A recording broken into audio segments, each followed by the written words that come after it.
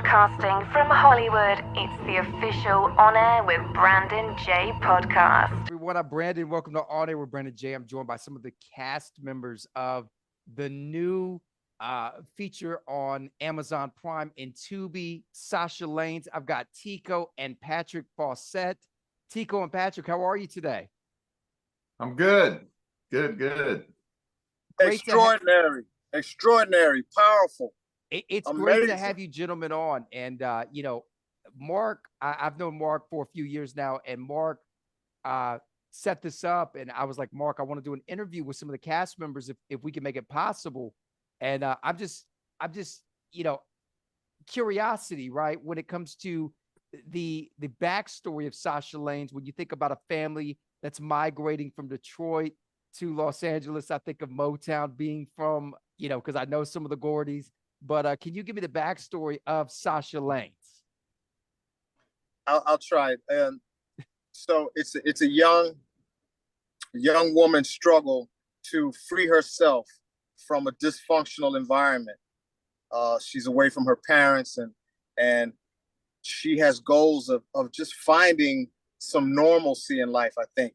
And she escapes Detroit and heads out to LA to see if she can make it.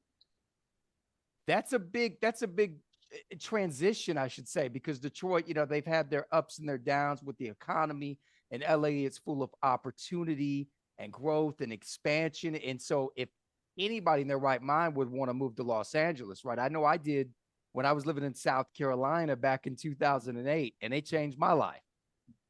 Mm-hmm. Yeah, LA is full of its pitfalls and scams and a lot of stuff that you got to navigate as well. Absolutely. And so I've been graced by you gentlemen and Marc and everybody a part of the Sasha Lanes production team, where we're going to play a few clips of the film in this interview.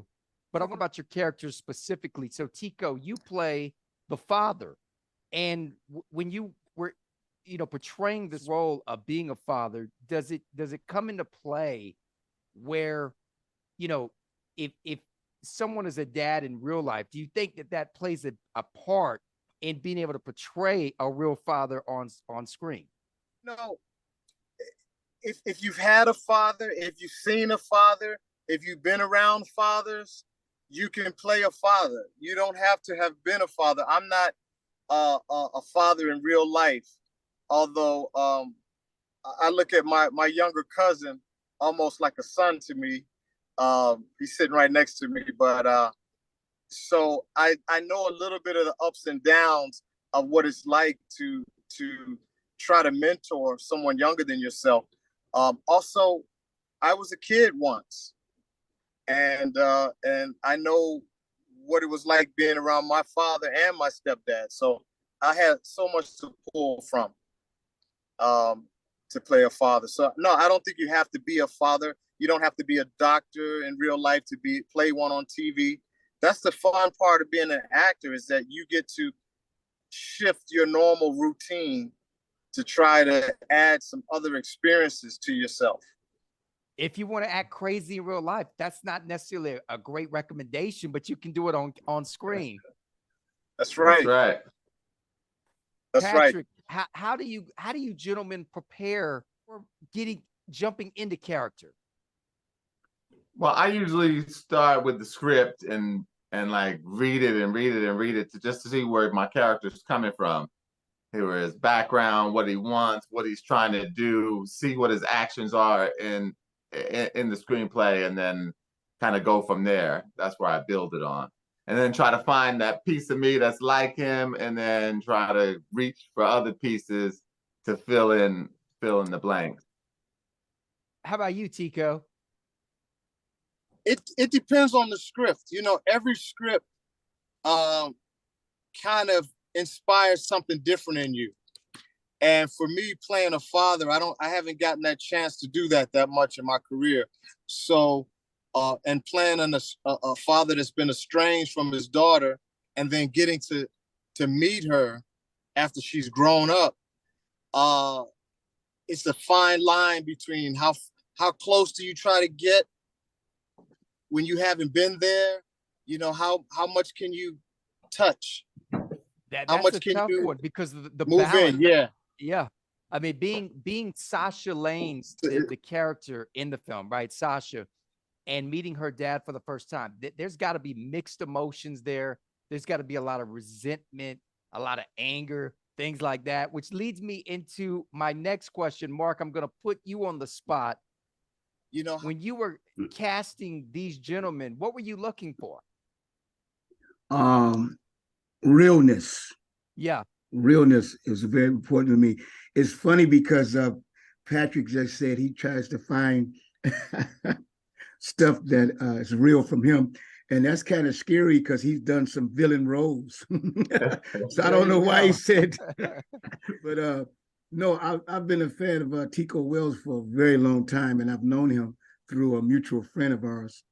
And when I had the opportunity to work with him, he actually, we met at a premiere for, I think it was Tupac's Hollywood movie premiere of his movie.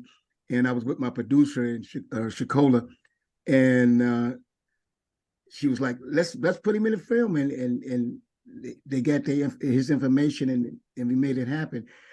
So because now that he's older, he's not the preacher anymore, the young guy, and I saw a little gray on him. I say he'd be a perfect father. So. Oh yeah, he's grayed up. Tico, he got the gray going, man. You fit that role very well.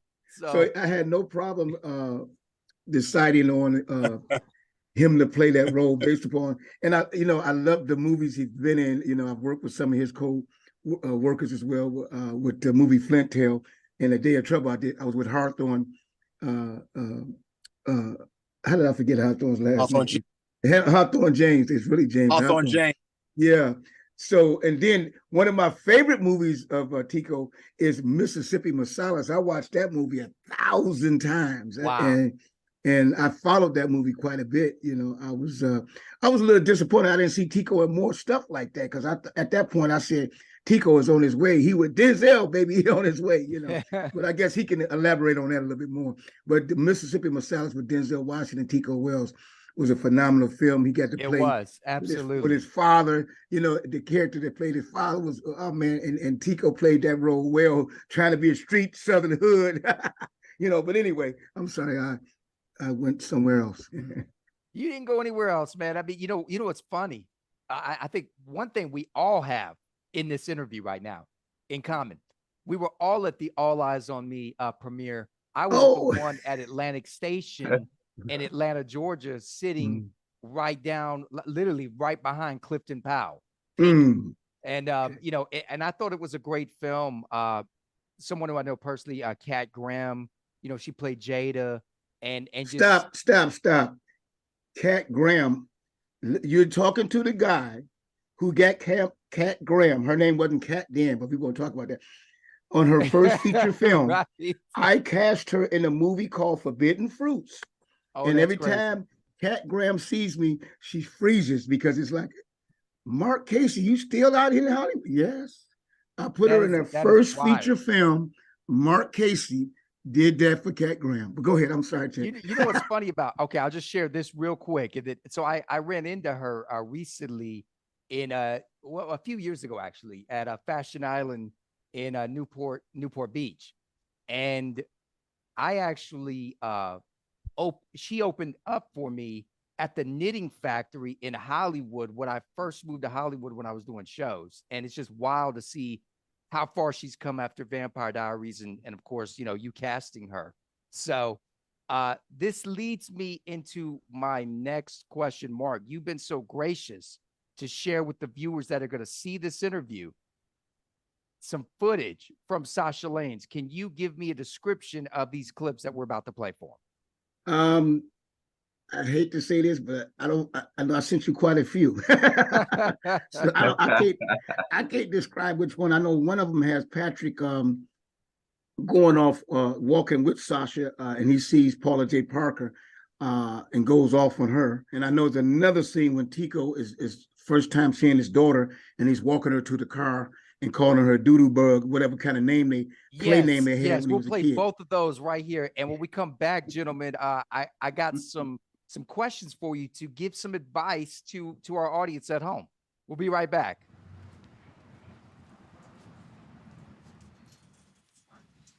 So, you must be Sasha from Detroit. Yep, that's me, Mr. Richard, right? Call me Rich, because I'm about that money. And I'm going to show you how to make some, too. All right? You grab your bag, I'm going to take you to where you stand. So, how was your trip?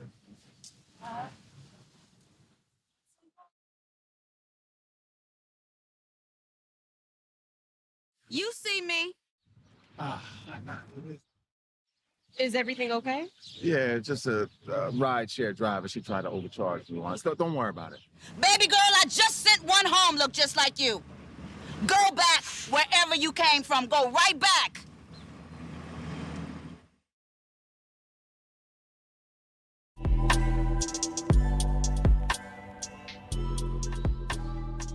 I can't believe it. Is it really you? Is it really you? I mean, really? Is it really you? Is it you? You. I can't believe my little doodle bug all grown up. Daddy, doodoo bug? Yeah, doodle bug. Doodle bug. Who else gonna call you doodle bug? But your daddy. Your daddy. You in?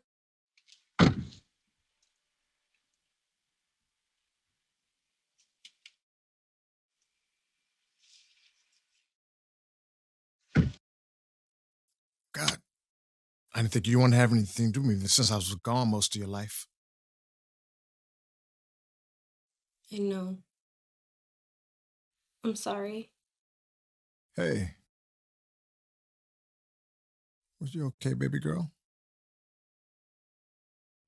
No.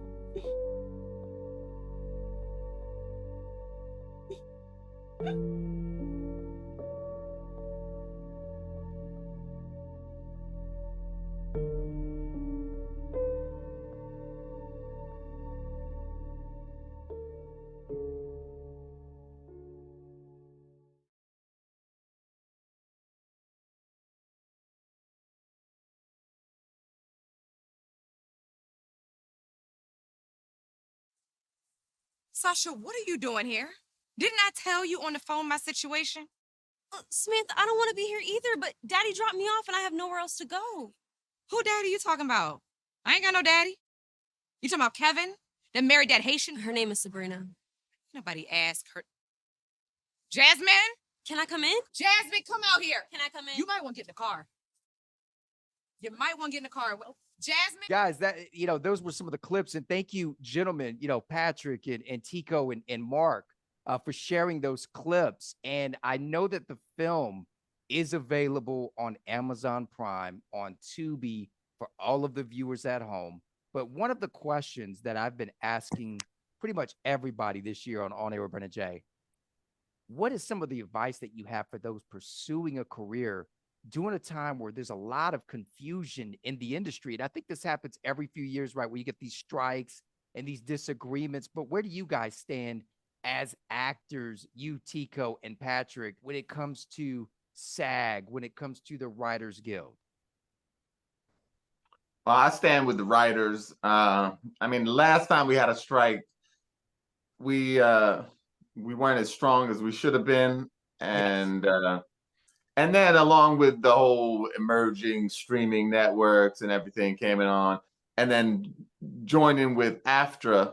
I mean, a lot of people thought they would make SAG stronger by joining with AFTRA, but I don't think it did. And we kind of ended up losing a lot of people off of the insurance. So that was a big issue for a lot of actors, is their insurance.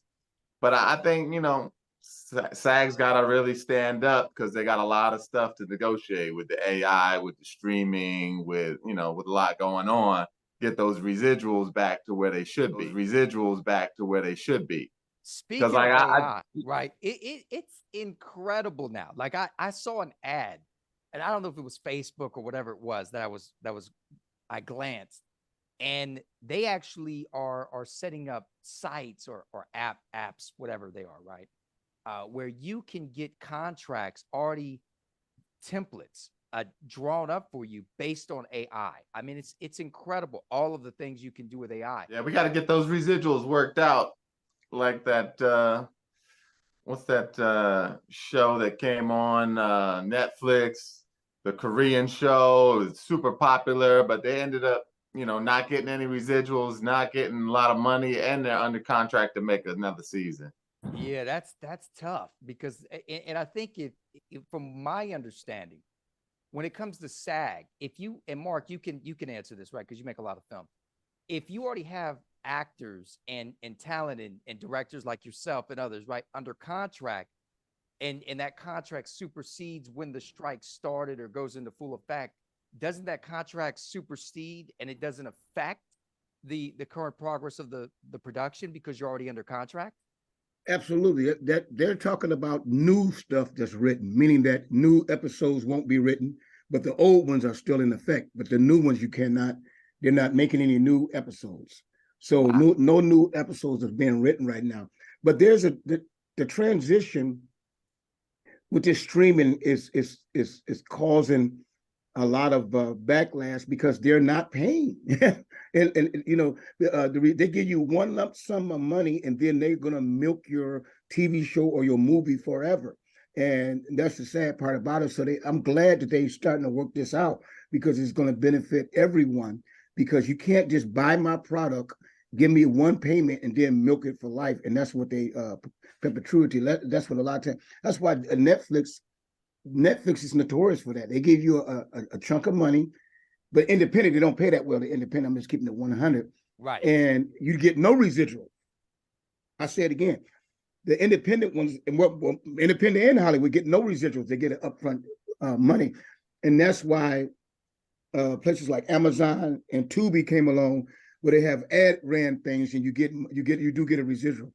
Right. But Netflix wasn't giving residual at all. It was considered what they call a buyout. Yeah. So, but I'm gonna say this to you, I'm with the Writers Guild, I'm with SAG, I'm with all that. However, I'm a maverick, and the people they're fighting are not people like myself. They're fighting the studio system. I'm taking advantage of this time right now because there's going to be work that needs to be done, because at some point you're going to get tired of watching the same old Netflix shows. And how many times you're going to watch Martin show? So they're going to need content. So I've geared up and revved up my content to get it going because of that. But you're a content provider. I love it and I respect so it. I'm not allowing, Yeah. I'll go on the picket lines with you, but guess what? When I go home, I'm typing. Well, when COVID hit, right? Everybody was like, oh no, COVID's gonna shut everything down. I looked at COVID as a blessing in disguise because I launched the Brandon J Show, hence, and 50 something episodes, and then On Air with Brandon J was birthed last year. And it's taught us that we can be it forced us to be more creative, right? We don't have to find a multi-million-dollar studio to rent out and find all this people. We can actually put this thing together as independent filmmakers and content producers. And hence, I'm in the top 2% of digital creators, rising creators on Facebook. Nothing's impossible.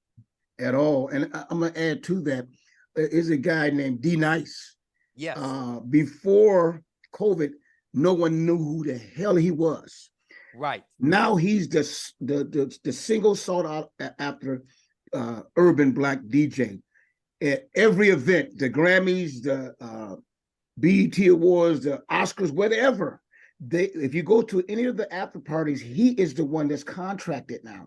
And he didn't have that fame or glory until COVID. He decided to set up his DJ equipment, turn on Instagram and Facebook and started DJing. Then Oprah made a mistake and jumped on, and then the world jumped on because Gail jumped on. And before you know it, Beyonce, everybody, and it changed his life.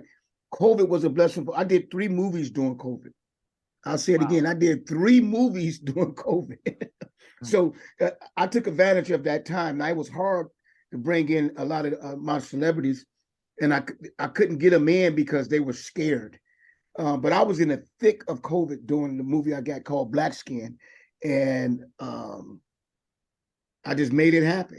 It is. I take a lemon and make it out of lemonade, no matter what the situation is. We all got to take a lemon and make lemonade out of it. You can't sit back and say, "Oh, whoa!" So I'm not letting this Writers Guild stop me. I'm gonna take advantage of it. That's it. That's I'm what not we gonna gotta sit do. back and because I know at some point the studio going to have to they're gonna agree to an agreement, and they're gonna need content. So be ready, be prepared for it. Don't sit back and say they can't stay in business without content. You're so right on that.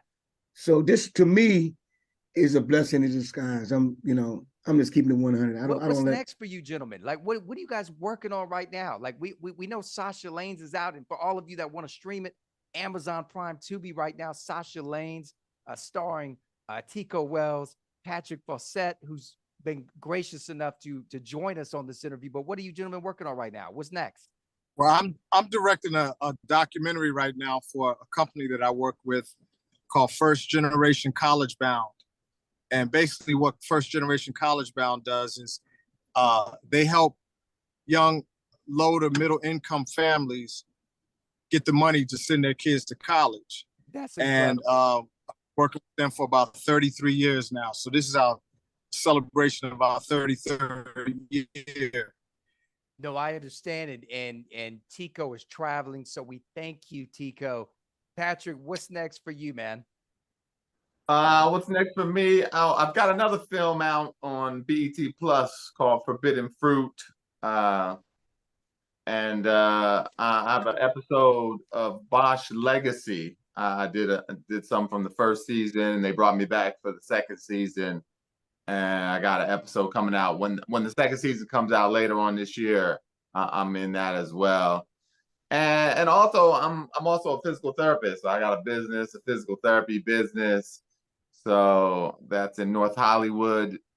So I'm there sometimes when I'm not working. And making it all work at the same time, man. I respect it. Yeah, it's a juggling act, but you keep it going. Keep all the balls in the air. I get it. And Mark, I know you're working on new stuff because you and I had a conversation briefly before this interview, but what's next for Mr. Marc Cayce? Man, I'm so excited, man. I'm so excited because God is really blessing me with these projects. I have a new project that's out as well as Sasha Lanes. And I have a soundtrack that's currently on iTunes and Apple Music, iTunes, Spotify, and YouTube Music. Is called Black Skin, the soundtrack. And we have the Sounds of Blackness, which that's the group that Jimmy Jam and Terry Lewis produced with A&M Records. They did 3 songs for the soundtrack, Black Skin. I shot that movie during the George Floyd killings. I packed up the mobile homes and went to Minneapolis and shot this movie during COVID. So it has Dwayne Finley from The Wood. It has Miguel Nunez from Joanna Man and a lot of Eddie Murphy's films. And it's called Black Skin. It's really about a true story about what happened to a young man who got murdered in his car by a police officer. And I'm extremely excited about that film. It drops in limited theaters in September. It's going to be in the theaters in Minneapolis, Los Angeles, and Atlanta. And I'm doing a Golden Globe campaign, yes, an Oscar campaign, NAACP campaign, and a Grammys campaign. I look at it like this. I look at it as the little movie that could, just like Moonlight. I look at my movie as the next Moonlight. I'm going to sneak up and bite Hollywood. So I'm a little bit different than Tico. Well, before I forget, Mark, when you see Jimmy Jam again, tell him that Brandon J wants to drive his Bugatti. Tell him, all right, I'm ready to drive that Bugatti. Oh, you ready for that? We talked about that the other day. So, oh, wow. Yeah. I want to plant the seed, He's a cool cat, man. He's a cool cat. I actually did a documentary it's called Minneapolis Sound, the people that Prince left behind, and he's part of that as well. So I interviewed Dr. Fink from Prince, and man, there's so many people, man. So like I said, I'm excited. I'm really, this is a great time in my life, and I'm moving. I used to regret and look back at why I'm not like John Singleton, God, why I'm not like F. Gary Gray or Antoine Fuqua. He say, that you're not on their timeline. I say, what? Yeah, you're not on their timeline. You're on my timeline. Bingo. So everybody has a timeline. You can't measure your success on someone else's success because you don't know what the hell they're going through and you don't know what they did to get there. There you go. I haven't sacrificed my soul. And so it's taken me a little longer because I didn't do the things that other folk did to make it in Hollywood. I respect and I can look at myself in the mirror and say, Marc Cayce, you didn't do that. It's taking you longer. You ain't Antoine Fuqua, F. Gary Gray, or James Cameron, but you didn't do those things that they may have or may not have done. But your time is coming. I want to thank you for being on the show today. I want to thank you for sharing some of these clips from Sasha Lanes and advice for viewers out there that are actors, that are actresses, that are pursuing screenwriters and directors and producers, because it's hard to sometimes to navigate when there's all these strikes going on, and a lot of these things are mixed emotions and mixed information. So thank you, gentlemen, for sharing your perspective. Patrick Faucette, Tico Wells, Marc Cayce. Guys, I got one more thing to say. I can't get off. Go ahead. You got the floor. I got to say this, and I'm going to shut up. This is the best time ever for a Black female to make it in the industry. So if you're a Black female, this is your time. Hollywood has the door wide open for sitcoms, for TV shows, for BET, for you name it. This is the time. There's no more excuses. Also, for everyone else that's not a Black female, you already have a built-in platform. You have YouTube, you have Snapchat, you have Twitter, you have a platform. TikTok, the list goes on. Issa Rae did a show that she based off a YouTube series. So there's no more excuses about being successful in the entertainment industry because you already have a built-in television broadcast station. I don't want to hear no excuses. And YouTube. Check me out on Make Peace U, the letter U. Make Peace, the letter U, all one word. That's my YouTube channel. Thank God, brother. I've been trying to get you back on social media, and because you would not go. No, I've been trying to get Tico back on social media. Gentlemen, you got your social media handles underneath your frame here on the interview, so you're covered. I got you covered. So we're gonna make sure. Tico, go back on Facebook. It's important. I have a lot of folk that has watched this movie because of just Facebook. Trust me, that's Facebook an outlet. Is powerful. Absolutely. Don't negate Facebook, Instagram, Snapchat, YouTube. And I'm gonna go to your channel. I just started a podcast called Marc Cayce in His Hollywood Moments. The Marc Cayce and the Hollywood Moments podcast. I just started that before I can get more of my information out. So this is the era of tech. You got to use your social media, Patrick and Tico. Me and Brandon doing it. Invite me on your show, Mark. Oh, I will, sir. All right. Hey, Mark, let me know when you want me to come on the show. And thank you as always. It's always great to have friends in the industry that are like-minded, that are opening the door for people, and that are encouraging people. Now is the time. I thank all of you gentlemen for being on the interview today. I'm Brandon. We'll see you next time here on On Air with Brandon J. Goodbye for now. Thank you for tuning in to On Air with Brandon J. Follow on Instagram at I am Brandon J.